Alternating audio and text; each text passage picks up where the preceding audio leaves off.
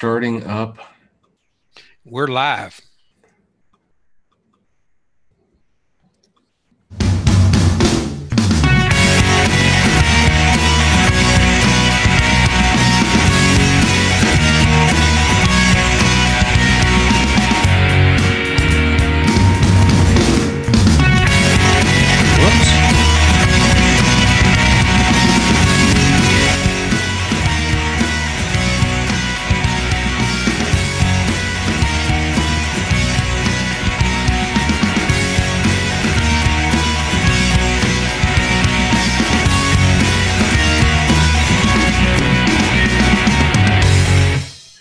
And we're here. Sorry about that little echo there at one point. That was the live stream playing about 30 seconds after, so we had a lot of collision of music there.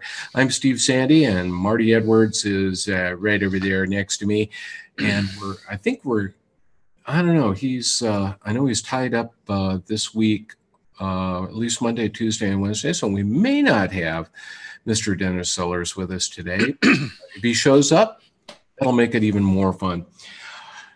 Marty, it's been kind of I won't say exactly a slow week news-wise, but we did have some kind of interesting stories out there. And I guess one of the first ones is something that Dennis did write about. And there seems to be, reportedly, a lot of panic at Apple. And to be honest with you, I don't think it's panic at Apple. I think Apple knows exactly when they're going to release the iPhone 8 and iPhone 7S or whatever it may be. And I think the only people who are panicking are the actual, Wall Street analysts who tend to get excited about this type of thing. So what did you think about some of this news, this craziness going on here? Well, I saw the word panic used a lot, that Apple was in a panic because they weren't going to have things ready by September, either announcement and maybe even October, November release of the phone.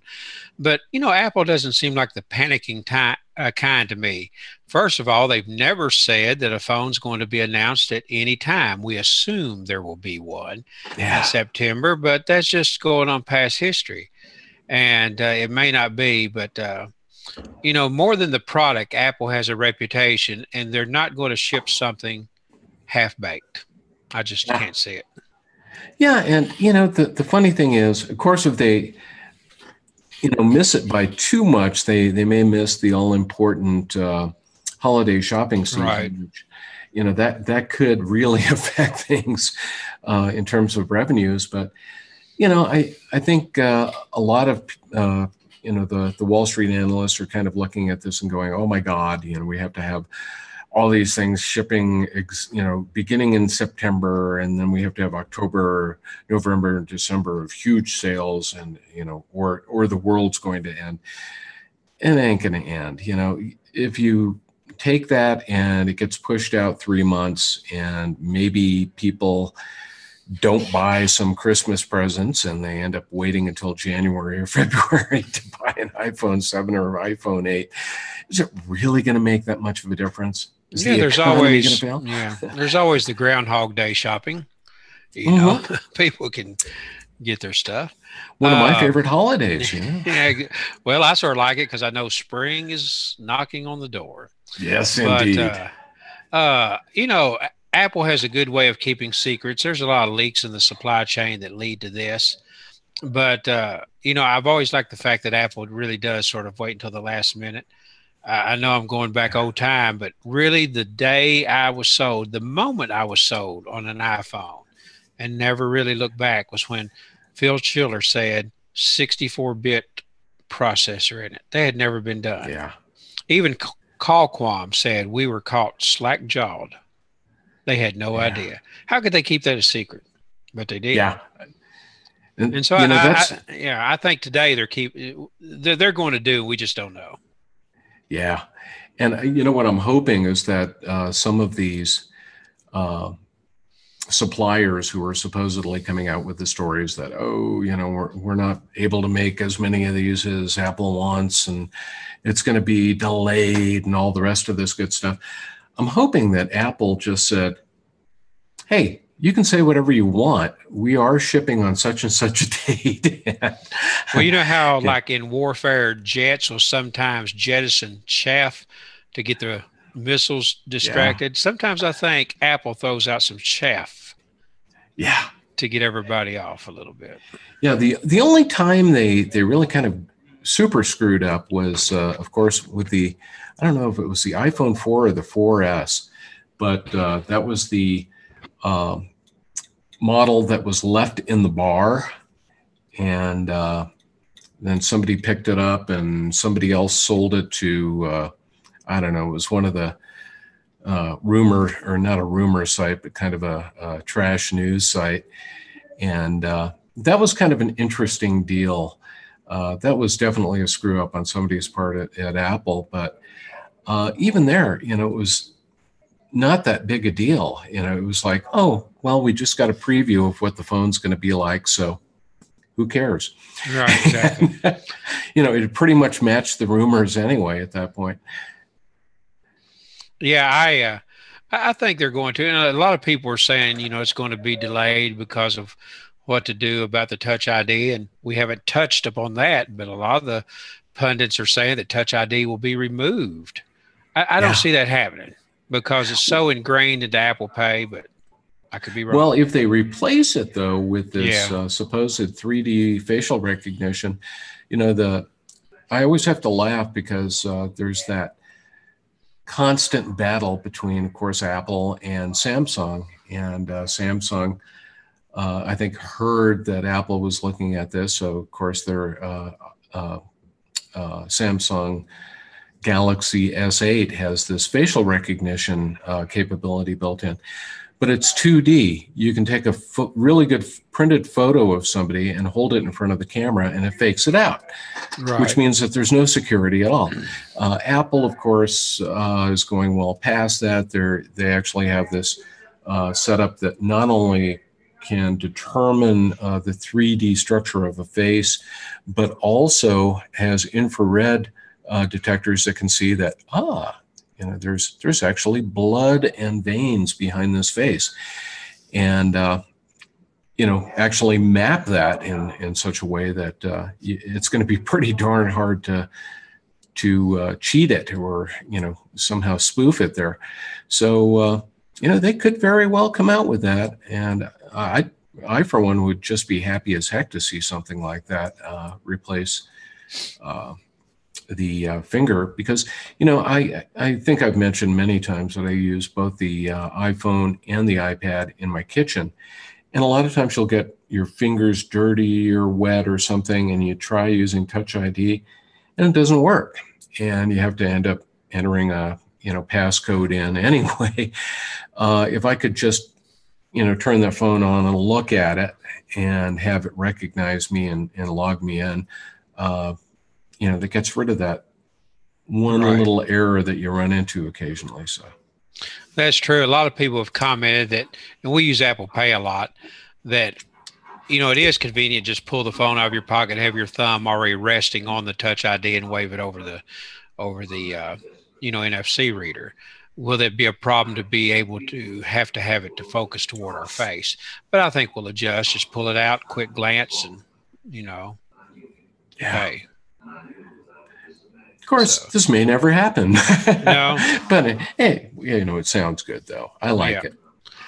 Whatever they come out with, I think I'm most excited because we're only about 2 months. Well, we're less than 2 months away if they do the traditional announcement about the second week of September. So we're right at 2 months away.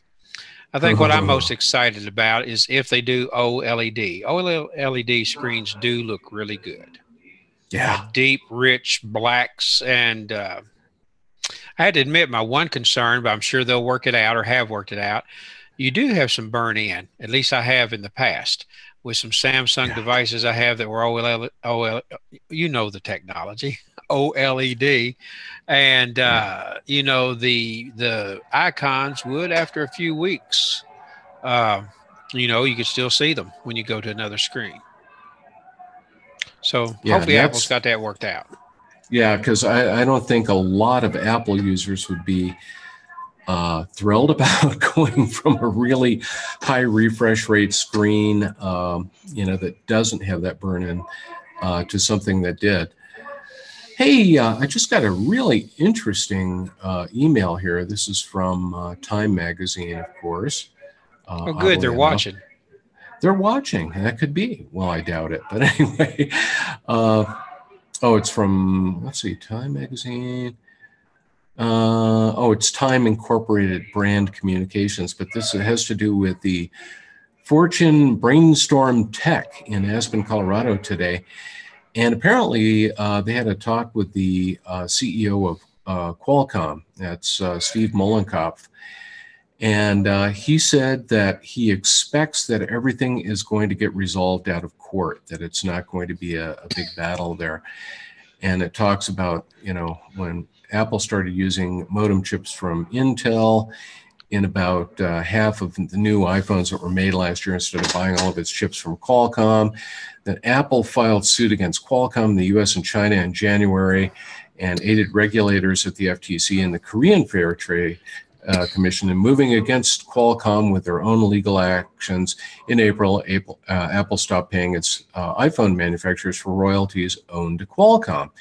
So, this has been a big deal. I remember seeing something just a couple of weeks ago where somebody said, oh, this is going to go on for years. It's a huge thing. Interesting that the CEO of Qualcomm is now saying, oh, it'll get resolved out of court. Yeah, I saw that come across earlier, and I thought that was pretty neat, that hopefully it will, and everything will continue on just fine. Yeah, we don't like companies battling it out here. No, especially when their parts when they use the Qualcomm parts, Exactly, and Qualcomm, for the most part, well, who knows how Intel's modem chips work. To be honest with you, I can't remember, but there is a way that you can find out if you've got an iPhone 7 or 7S that is using the Intel chips as opposed to the Qualcomm chips. But, I bet you really can't tell all that much of a difference. Probably not. That being said, I have noticed sometimes when my wife and I are sitting right next to each other, that she'll have a much better LTE signal than I do. And I don't know if it's just she's got a slightly older iPhone. She's got the 6S Plus, or maybe we are seeing something with the difference in the Qualcomm and Intel modem chips. So I don't know. Well, there are some rumors floating around that, of course, Apple wants to make their own baseband chips, LTE and such like. So if they control the whole thing, it's pretty much going to be, well, it's like we touched on last week. That even opens the door for, their own virtual cell networks and everything. Yeah, which would be a very cool thing. I was going to say, other than that, of course, the news has been pretty quiet this week. We did have a little blurb today that I thought was kind of interesting, where a developer who makes iMessage's sticker apps, or the actual sticker packs, commented that the company was apparently trying to shut down developers who were coming out with a lot of sticker packs, and saying, well, if you're going to do that, it's kind of like you're spamming the App Store. What we'd rather have you do is have one app and then allow people to buy a bunch of different sticker packs as in-app purchases. And then this developer said, so that's what I ended up doing. It was difficult to get the app through the approval process, but I finally did. But if you look at it, they're still out there pushing in the App Store these individual apps. So it's like one party doesn't seem to know what the other party is doing in Apple. So kind of a weird story.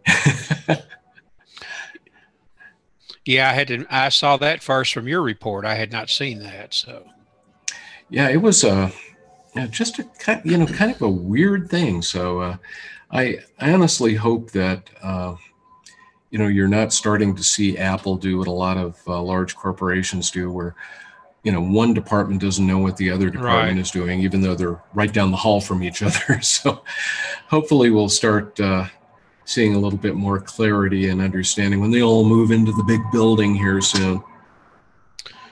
Well, another thing, since we last met, was Apple's really cracking down, I'm reading here, on VPN-based ad blockers that work in third-party apps, because they don't Yeah. want one app affecting another, crossing over. So, Yeah.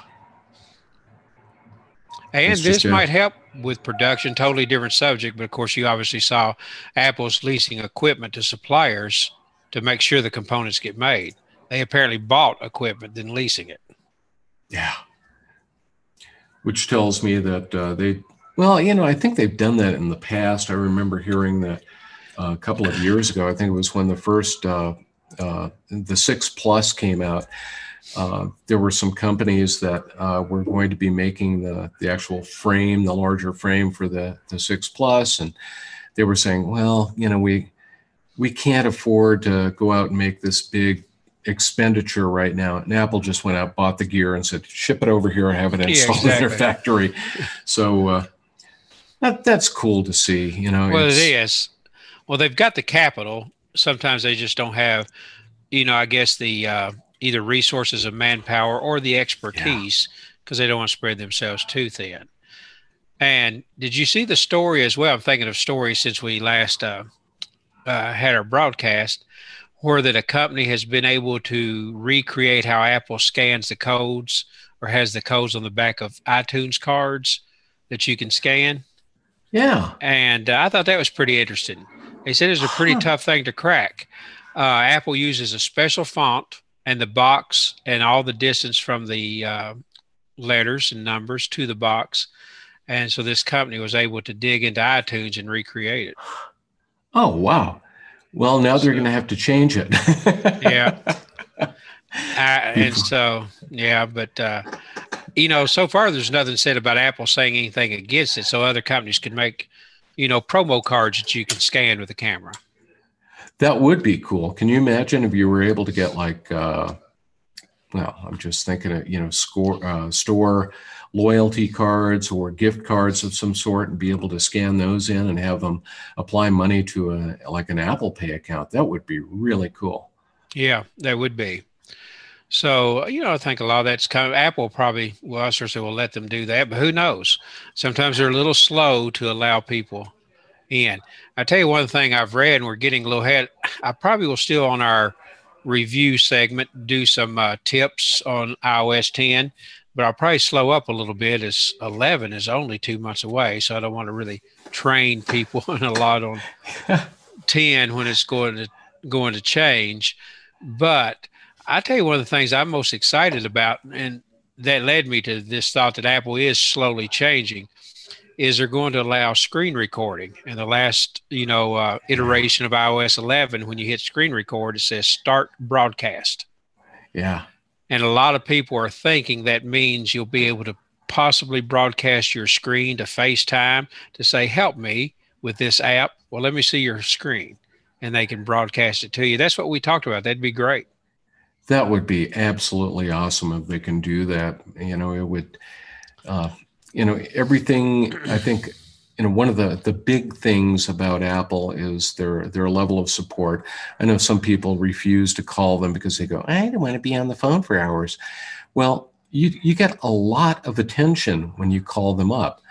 And, as I mentioned last week, when I called up Apple about the issue I was having with my iMac, it was kind of one of those, well, I got a feeling it's, I could probably just go in and reinstall the operating system and, everything would be fine again. But I just wanted to make sure. And so they talked me through all of this. This person and I talked for 50 minutes. We went through a lot of things I had already done before. But, still, if you want to talk about a company that's willing to invest that amount of time to try to see if they can fix the problem, without you having to pick up your machine, pack it up, and bring it over to an Apple store, that's pretty darn good. Well, and I'm glad you said that. That leads me to something else. My wife her Apple One, which is her Apple Watch, which is the Series One. She wears it daily, and she absolutely loves it. But she's had a little problem come up. It's well out of warranty. It's out of warranty almost a year, and the back has been coming off when she removes it from the magnet. And so I researched it a little bit, and it just hangs by a ribbon cable. She has to really be careful and get everything back. I read online a lot of people were having this problem, and so they suggested a little bit of glue, and Apple used some kind of glue. Well, news story came out just last week on Twitter. I saw it. Apple has extended the warranty to 3 years for backs coming off of the first generation Apple Watch. So it's a known issue. And, you know, they do bend over backwards with their warranties and such like. So we just got to get to the Apple store, schedule, and they'll fix it. Nice. Or they said you could mail it in if you wanted to. But, you know, I sort of want to go to the Apple store and look at the new iMacs and things. That's a dangerous thing to do, but I'm going to do it. Somebody's got to do it. Yeah, May as well be you.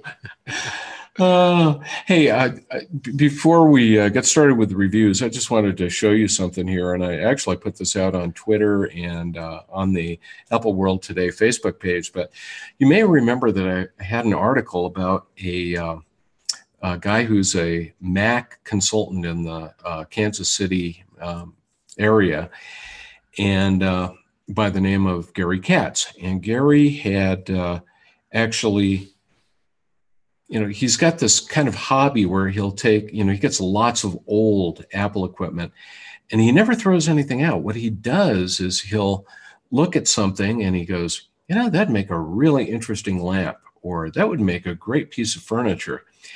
And so, and we, in the article that we had last week, I think it was, we had things like his stool that he made out of 2 of the old Mac Pros, you know, that was used for the vertical part. And then he had this beautiful wood top that was made, put on top of that.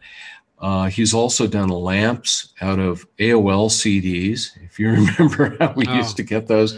Constant, yeah. Well, it turns out if you stack you know, several thousands of those stupid things and put an LED light strip inside of it, you get a really neat lamp.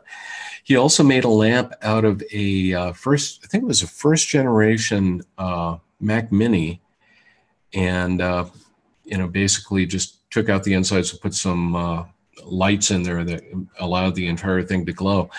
Well, lately he's been playing around with a lot of the mechanisms from hard drives and making those little fidget spinners. And he made this for me. I had, you know, he was so thrilled about the article on Apple World Today that he made this. And you can tell he put a little thing down here showing the sites that I've been associated with. And it's got a little spinner up here. Yeah. And it's just a hard drive. He took the platter off. I don't know where he got these rings, but he put these 2 rings out here. It's got an Apple logo, the rainbow logo in the center there, which he probably took off of a MacBook or something. And he glued down the arm on the hard drive here so it doesn't go flopping around or anything. And then to back this thing up, of course, this is just a regular 2.5-inch hard drive like you'd find in a laptop. To back it up and give it a little bit more bulk, he ended up getting some heat sinks out of, I don't know what Mac, but he got a couple of those and put them on the back here. So it's, you know, kind of a fun little thing. I'm going to put it with my little collection of knickknacks and goodies up there. But I thought that was really kind of neat. And, you know, if you're watching, thank you very much. That was cool. It does look neat. Yeah. Repurposed it. In fact, Pippin's so excited about it. He's talking about it now. I hear. Yeah. I'm going to have to go shut him down. So do you have either a review or a how-to for us?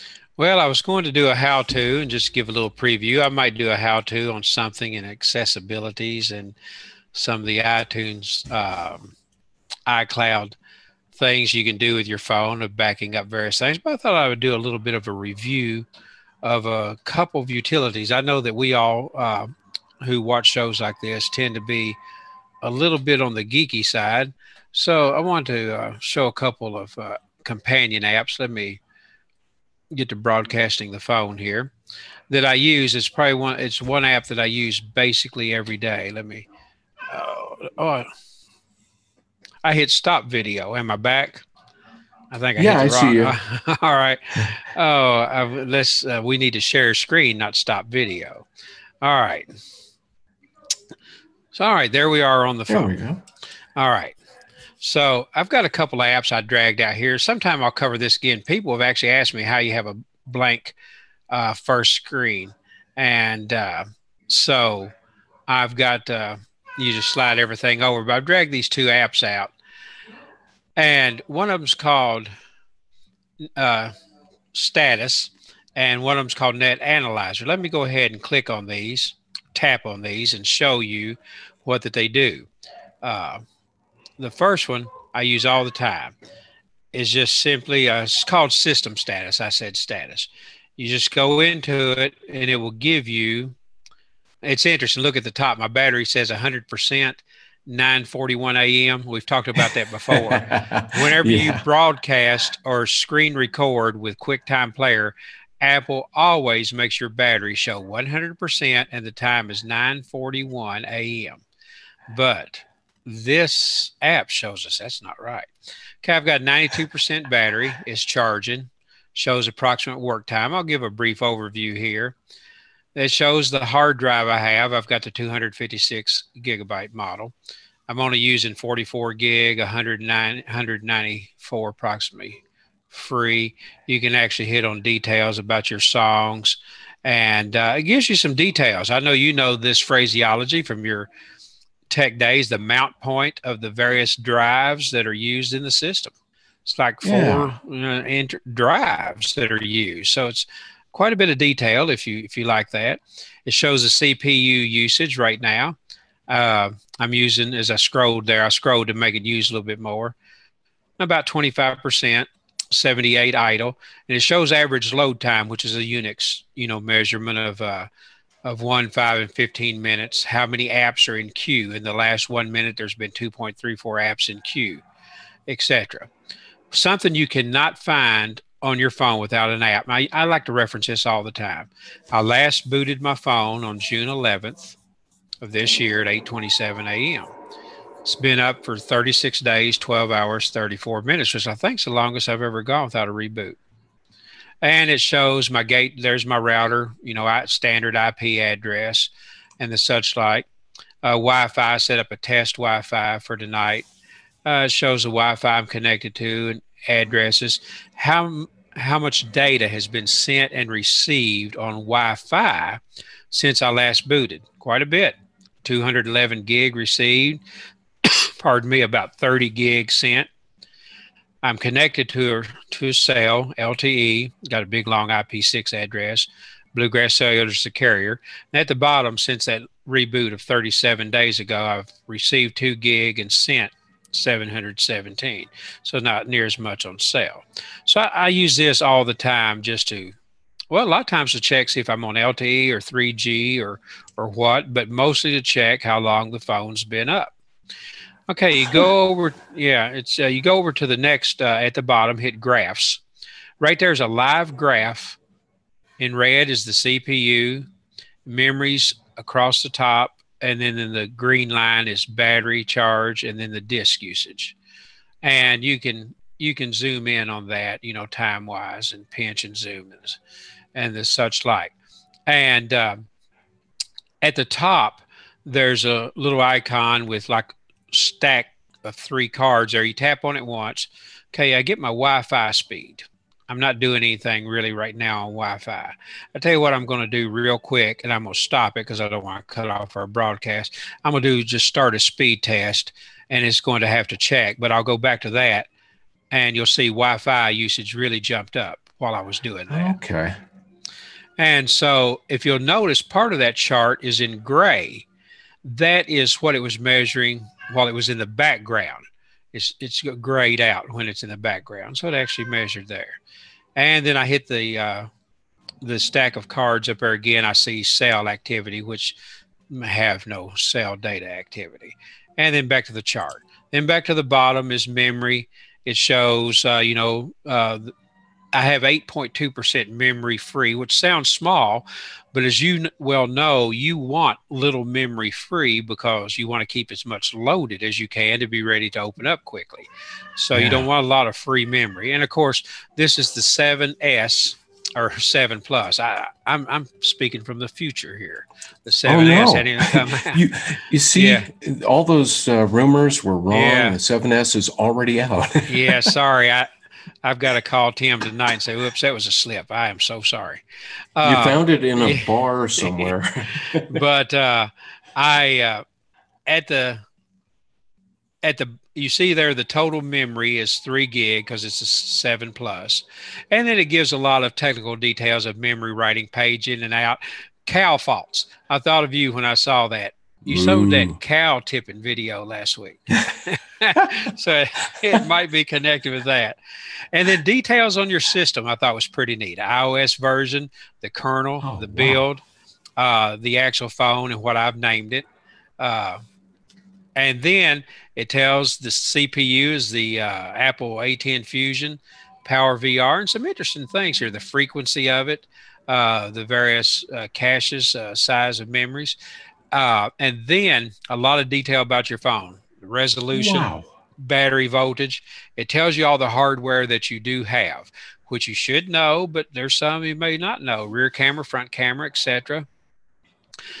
Magnetometer is in the phone. Barometer has a phone. GPS. So quite a bit of data here. This is on the App Store, and I'll check in a minute for $2.99.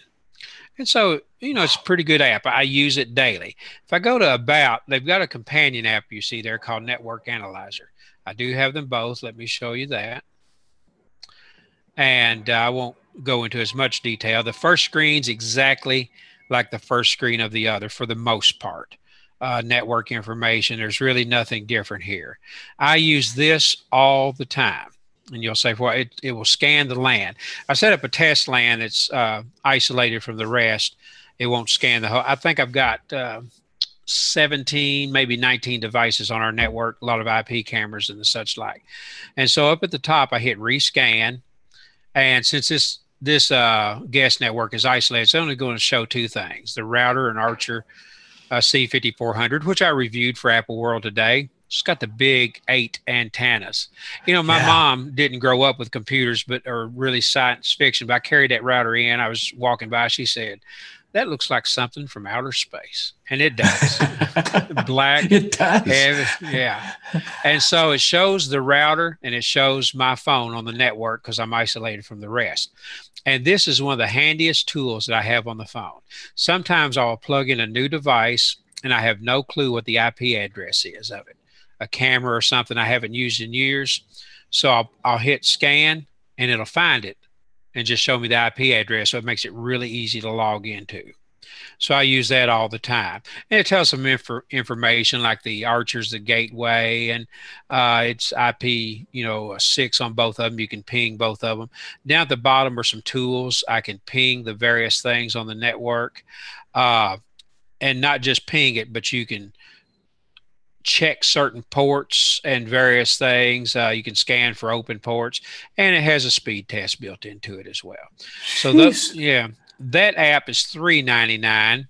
Let me try something, see if I can share a different screen. I'm going to really try something a little different tonight and see if I can share something else.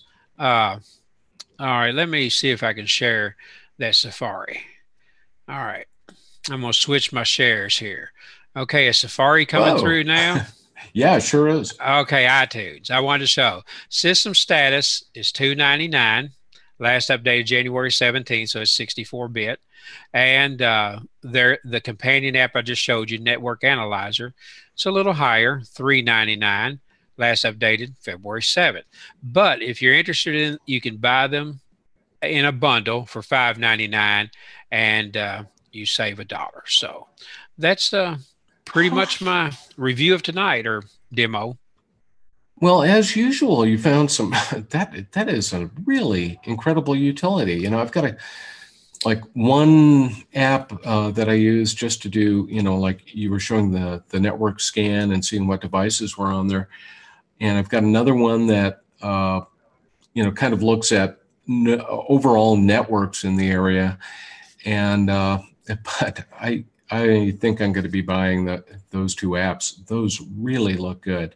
Well, good. I'm glad you enjoy them, and maybe some of our readers will. But those are two of my most used apps because it's network, and I like to know my boot time, and a lot of information there for $6. Well, like you said, it is kind of interesting sometimes just to see how long it has been since the last time you rebooted a device, whether it's an iPhone. You know, you look and you go, wow, have I really been running this thing for 68 days straight without doing anything? And for the most part, I mean, that's one of the amazing things about iPhones. They really go for a long time sometimes without having to be restarted or force restarted. You know, the iMac, I think I was kind of mentioning, you know, the issues I was having with it where, you know, I could clarify some of the issues if I rebooted, but then they'd come right back after about 1 or 2 days, and then things just kept gradually getting worse. Well, since I reloaded the iMac, you know, did a clean install of Mac OS Sierra, haven't rebooted it, and that's been, I think, about a week and a half now, 2 weeks. So once again, a real good thing to do every once in a while. Well, it is, and I like to see the last time I rebooted the iPhone. Of course, it rarely needs it, but we were on our way to church one Sunday morning. Suddenly, I just saw the Apple logo on my phone, and it had just rebooted. I wasn't doing anything. But really, though, even it doing that amazes me, because whenever Apple sees or iOS sees that it needs to do something, it can reboot itself. It can actually shut down. Sometime, I won't tonight, but I will show where you can go into your phone on here and find the various errors and reboots that it does on its own. You know, when it finds a kernel panic, it'll reboot. So it will log the kernel panics. You just have to dig a little bit to find it here. Yeah, and occasionally I've had people ask me, well, sometimes I'll bring up my iPhone and, you know, one app has been working fine for weeks, and all of a sudden it's asking me to re-log in, or different things like, you know, different situations like that that are just a little weird. And there are sometimes that Apple will push things like security updates. They're actually installed without you knowing that anything's going on, and your device may actually reboot too. And in some situations that happens, you know, like I said, without you really knowing what's going on. The only clue you might have is that situation where you see an app that's suddenly saying, log me in. Right, exactly. Well, I like the fact that Apple does that. We had talked about this maybe a little bit last week, but if you have turned on, enabled on your phone to allow Apple to receive diagnostic information from you, that was actually really a plus this time, because Craig, you know, Federighi had revealed that they had loaded, you know, Apple file system on phones ahead of time and tested it for the people that had agreed for diagnostic information. They had like a little hidden partition and testing and writing files. And then, you know, they were studying it at a distance. So it's pretty neat that they could put that on phones, test it, look at it. Oh, it's running fine. Let's roll it out. But you have to opt into that, you know, agree to it. And so, well, I think it's a good thing to do. Hey, I was just going to do a quick video review of something I also wrote about today, but I am so impressed with this that I just have to do this. And what I'm talking about is the latest generation, which I think might be the 4th generation, Glif. And Glif is a little device from Studio Neat, kind of looks like this now. The first one that came out didn't adjust, and it was designed for like the iPhone 4 or 4S, and it looked something like this. And you'd have to take off a case, and you just kind of slap it onto the iPhone. And at that time, it only had one tripod mount that was built into it. Well, fast forward a couple of years here, and we now have this new version. The last version required you to, or 2 versions ago, I think it may have been, but you actually could adjust this section. You could do this type of thing, but you had to make sure I actually had that up high enough that everybody could see. But anyway, but you actually had to adjust it using a Allen wrench, which was really annoying. Now you've just got this little quick release thing here. You can put that anywhere you want. And whether you've got no case on your iPhone 7 or 7 Plus, or whatever you happen to be using, or you've got a big fat case on it, chances are pretty good that this thing is going to expand. The other thing that they did is you now have a mount in the center here, which if you put this onto a tripod, guess what? You can actually hold your phone in portrait mode, which a lot of things like Periscope and some of the other social video sharing apps, they kind of default to portrait mode by default. But anyway, this was much better than the original one. And I think one of the other cool things is this is just I think $29. It's pretty inexpensive. The other thing that they did is they've got a kit, and with the kit you end up getting this wrist strap and a handle. So let me just show you how quick you can do this. I'm going to screw this on here. I'm going to pop the quick release, put my iPhone in here, and we're done. Oh, that's pretty neat. And now I can go ahead and take pictures. This is so much faster than the old model where, it either wouldn't adjust and you're taking your case off and trying to put it on, or the other one where you had to go find the Allen wrench that you'd lost. And it's just a really cool setup. They actually, they paid attention to details too. They put a little rubber grommet on here so you can actually get this thing tight around a wrist when you put it on. This is made out of paracord here, but I'll put it on my wrist. You can then slide this grommet up, and now it's nice and tight, and it's not going to flop around as much. So I was just totally impressed with it. Like I said, I remember the first one that came out when the guys were still in Brooklyn at Studio Neat. They've now moved to Austin, Texas. And every couple of years, they upgrade this thing. This is well worth the money. I plan on using this next month. When we do our Eclipse trip, I'm going to have my iPhone 7 Plus. I was about to say 7S Plus. Yeah, sorry about that. You see, we've both got it. And nobody knows about this. Yeah. But I'm going to have it on a tripod and set it up to do time-lapse photography and of the eclipse as it happens. And, we'll talk more about, as it comes. But this is a subject for another time probably. But you're talking about doing that. Do you find that if you focus toward the sun, will you be filtering it for your phone or what? I mean, is it going to damage the sensor?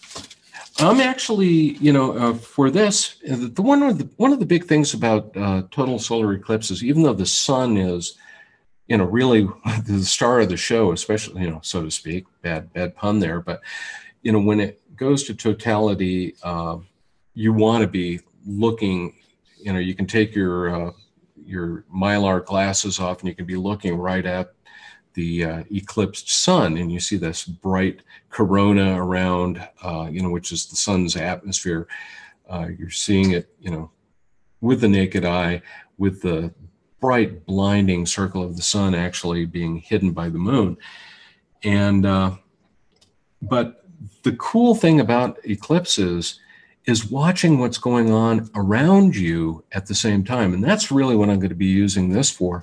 So it won't actually be facing the sun. It's going to be looking towards the Grand Tetons, facing off in that direction. and whoops, I should say this direction, but it'll be We facing. come back. We have a picture of your face being eclipsed as a shadow. Yeah. That would be a scary This is thing. great, But yeah, that's what that one's going to be used for. The other thing I'm going to have that same day, and like I said, that's coming up here pretty quick. That's a little over a month away on August 21st. But I've shown this thing before. This is a Ricoh Theta S 360-degree camera, and I plan on doing hopefully about 20 minutes of video, 10 minutes leading up to totality, 10 minutes after, and just checking the changes. And there the sun will be in the field of view. But this thing is, you're looking at two fisheye lenses essentially that are right next to each other on either side, and it just creates this 360 spherical image. And that should be pretty cool because I'll be able to, watch this through this little thing, which is a Dodo case 3D viewer. You actually just put your iPhone in here, you look at this thing, you watch your video in kind of a split image, and it puts them a little bit apart, and you get a three-dimensional view of what's going on. And you can look around up and down as if you're actually at that site, and kind of see it all over again. So anyway, I shouldn't go down that path because we were just talking to some other people earlier this evening about the eclipse, and my wife and I are really excited about this. The second total eclipse we've seen. We're only, about 100 miles from the absolute focal point, which happens to be in Kentucky. Yeah. So it's going to be so crowded, but, we're going to go down, and I'm sure I'll find a place somewhere, along the road, an open field, a cemetery I'll pull into or something, I'll find someplace. Yeah, you really do want to make sure that you're in that path of totality too, because it's great seeing like for instance from Denver, it's a 92% eclipse, so it'll get real dim out, but it's nothing like seeing that moment of totality, and it goes for about 2 minutes 30 seconds, 2 minutes 40 seconds, somewhere around there. Is just incredible. You've never seen anything like it. I think before, unless you've seen one before. Yeah. Of course, that's on a Monday, so if you probably won't be back for our broadcast that night because y'all are going to Wyoming. So yeah, well, unless of course, it's funny because I was reading something earlier today about this, and a lot of people are thinking so many people in the U.S. are going out to view this thing. If they're within 100 miles or 200 miles, a lot of people are saying, I'm going to get in my car and I'm going to get somewhere where I can see this total eclipse. They think so many people are going to be out there, and so many people are going to be taking photos on their phones and then uploading them to social media or sending them to friends, that they honestly expect that the internet may go down that day. So well, I've already seen, of course, since Kentucky is the epicenter of it, they're rolling out portable cell towers and everything to try to handle the load. That's a good idea. I think I'll set up a tripod and just film the video, the time lapse as it, gets toward totality of not the sun, but just the shadows, and, the wind should slow down if it's breezy. I do know here in Kentucky, we have a 71% chance of it being clear that day. And so hopefully it will be. So, yeah, the one thing I remember too from our previous eclipse is keep an eye out for animals, fish, birds, dogs, you name it. As it starts getting dark, we can remember being on Aruba, and there was a dog that belonged to, I think, a person who was running a concession stand at this beach. And the dog had been running around greeting everybody. It was kind of a fun dog. Well, right before totality, it was getting so dark. And then, of course, it gets dark, except way out on the horizon, it's pure daylight. And then there's kind of this weird circle around you in the sky that is sunset.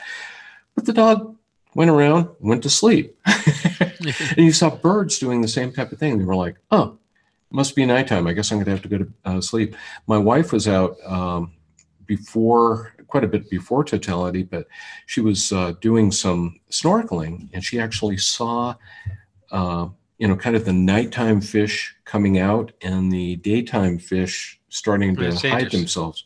So it's so cool. Well, I have not seen one. I don't know if it, of course, it's going to get dark. Should even be able to maybe see some stars come out for a moment. The corona. You will see stars. You will see planets. The one thing that amazed me when we were on Aruba and you saw this thing going on, at that point, the Earth, here was the sun, the Earth was like over here, and Jupiter, of course, was way out over on the other, it was on the other side of the sun. Well, when the eclipse happened, all of a sudden you see, this dark spot with, fire around it, the actual eclipse sun. But you could see like several planets and kind of see where they were. And it kind of gives you this three-dimensional feel for, where you are in the universe. Like that, that wonderful app you demonstrated, and I can't think of the name of it, but Luminous. Yeah, exactly like that, except you're actually seeing it with your own eyes, and it's the real planets out there. It's cool. I'm sorry I went off on that path. I'll do it again before we get to Eclipse Day, I'm sure. Well, I think before the eclipse, maybe a week before, I might just give a quick, I won't say review of that app because I've done it, but just a quick demo and fast forward in time to what the eclipse should look like.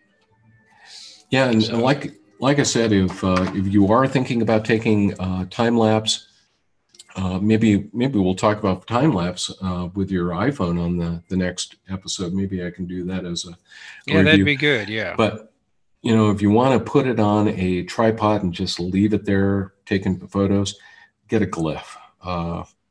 Best possible piece of equipment you can buy for iPhone photography. So, thumbs up. So that'll fit right on top of a standard tripod mount.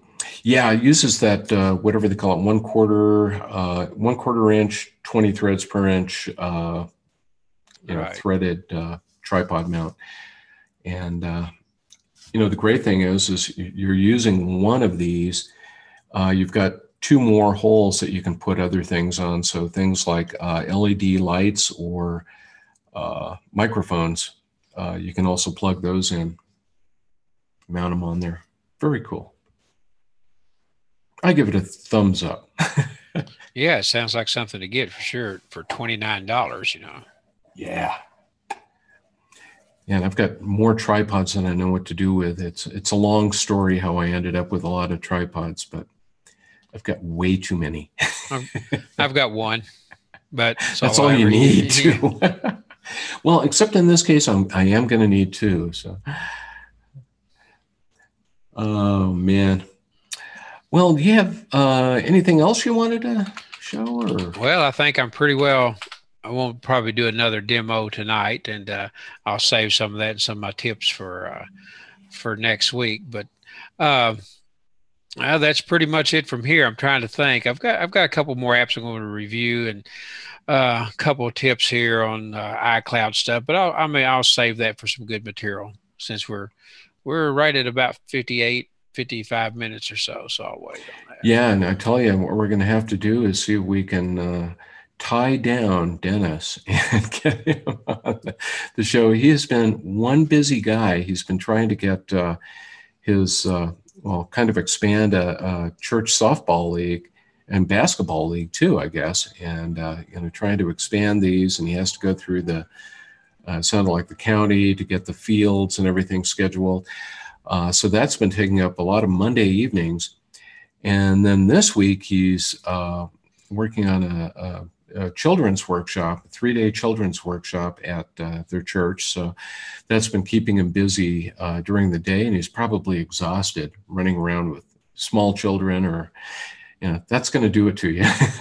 Yeah, you're right. It will. And so Dennis has been busy, but I'm sure he'll be back. We'll get him back on. And this is way early, and I won't mention it every week, but it's 3 months away. But I'll probably do a broadcast for Apple World Today from going to the Jamp Fest conference to represent Apple World Today in October. And so, yeah, and for those of you who are, have heard the term JAMF, JAMF, these guys are absolutely amazing. They came up with a mobile device management system a while back. I mean, they kind of got started with a system called Casper that I think was Mac only. Then they developed tools to actually start using iPads and iPhones and managing those and making sure that they're, loading software and you've got an inventory of all these things. It's great for schools and businesses. And they've held this, to be honest with you, I don't know for how many years, but they do a wonderful, wonderful conference where they talk about, they actually give you a lot of case examples of organizations that have thousands of iPhones and iPads and Macs and how they manage all of those. So I bet you're going to come back with some just great, great, great stories from that. yeah, I'm looking forward to it. My wife and I are both going. We're both going to represent Apple World Today and hopefully have some good coverage. But that's going to be October 24th through the 26th. And so for the night of the 23rd, which is a Monday, I hope to be on our broadcast live for our viewers from there with some things going on. It's going to be in Minneapolis. The man in the street type interviews, yeah, that's what I'll try to do. So, anyway. We'll have to see if we can get, I can't think of what they call those, but, you've seen the microphones and they've got the little triangular piece of plastic on there and it'll have a logo. Yeah, that's what I need. We've already talked about, it'd be nice to have some shirts with Apple World Today. I told my wife what I wanted to go. I want one of those like hats from the 40s with the press, sticking to the side. Nice. That's what I need right there. I think her response was no. I don't think she thought that would look too good. So my wife's going with me, so that'll keep me straight there. Yeah, we may have to see about getting some shirts. So we'll talk about that later. That'd be a great idea. I do need to talk to you about getting a really good. There's a local lady that I've done a lot of computer work that does embroidery, and if I had a really good, copy of the Apple World logo, that's what I need. Get something. I will send it to you immediately. Several different types. Yeah, I've got 3 months to get it on there. So that's cool. Well, I think, we're right at about an hour here. I want to thank everybody. I didn't see we had any live viewers tonight, but, we always seem to have a few, pop in for a while, watch, and then they'll go away. And but we do get quite a few viewers after the fact. We'll have this posted tomorrow morning on Apple World Today. And of course, it'll be out on YouTube. But, we'll give you a lot of information about what we talked about this evening in the post on Apple World Today. And Marty, have a great rest of your evening. All right. You too, Steve. I enjoyed the broadcast as always. I really look forward to this. And I'm a little concerned that starting in August and starting in September, it's Monday Night Football. I don't know how many viewers we're going to pull away, but that's just part of it, I guess. We may have to go to a different night. So I feel like we'll be able to probably handle the flux. But anyway, it was fun. Yeah. And hopefully, I think one thing we'll probably see before next week, and I'll probably be totally wrong. I think we're going to see the final version of 10.3.3. It's already had many betas. It's been about 2 months. So I think we're going to see that very soon. So that's one of my predictions before next Monday. But I like that prediction. I hope it's true because I'd love to see that come out. And then that'll probably be the last version. I think it will be. Because we're less than 2 months to iOS 11 going public. I was looking at the date there. So it'll hit about mid-September. Oh, but wait, I didn't think the new iPhones were going to ship until 2019 or something. Yeah, something like that. Panic. Exactly. So, Well, everybody right. have a great week. We'll see you again Monday night. Once again, that's 6:30 p.m. Pacific time, 9:30 p.m. Eastern time. Same place. It's on YouTube at our channel out there. If you have not yet done it, definitely subscribe to the Apple World Today channel. And definitely, if you like this show, give us a like, the little thumbs up icon, because that definitely helps us out. Have a good one, sir. All right. See you later next week. Okay, let's see. I've got to get that crazy video going again here. Somehow I need to see if we can automate this at some point so it automatically pops up at the right time. All I have to do is wave at the screen or say, "Hey Siri," whoops. And, Yeah. oh, and yeah, sure enough, my iPhone got excited about that. We'll see everybody next week.